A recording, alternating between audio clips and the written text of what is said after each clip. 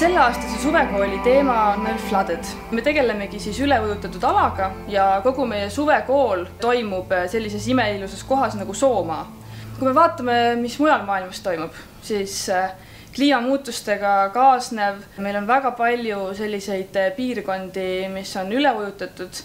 Me mõtleme, kuidas sellistesse kohtadesse projekteerida ja kuidas inimesed saaksid seal elada. Tegelikult on see väga hea selline laboratoorium ülemaailmsete probleemide katsetamiseks. See on hästi mõnus vaadata, kuidas osalejad, nad alguses on ka nagu kuidagi ebalevad, nii et ei tea, kas ikka on see võimalik ja mõni ei ole kunagi ka tööriista käes hoidnud.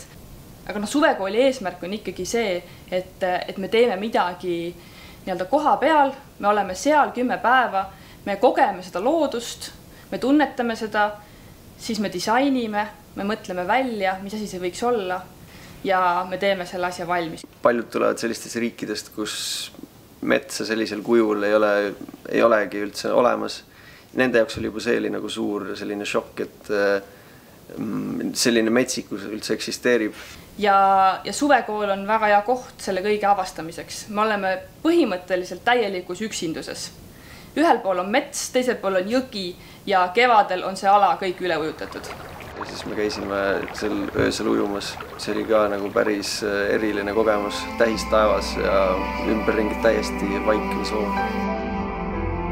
Ma mäletan, see oli vist Hannes Praksi poolt öeldud. See oli huvitav nagu täheldus, et ta just ütles, et me olime nagu vennastunud või me olime nagu mingisugusest suurest sõjasituatsioonist läbi käinud. Selline keskkond, kus sa oled nagu ära lõigatud kogu sellest ebavajalikust, siis sul ongi võib-olla tähelepanu ainult nagu teiste inimeste peal.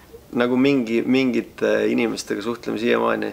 Väga huvitavad on sellised vahetusõpilased on nagu tuttavaks saanud just siin Eestis, kes tegelikult muul ajal olid ka nagu ühes riigis, aga siis nad ei teadnud üksteist ja nüüd läbi selle kas siis suhtlevad või teevad mingisuguseid projekte koos. Nii et see ei ole ainult selline nagu ühe suve asi, et see nagu kestab kauem.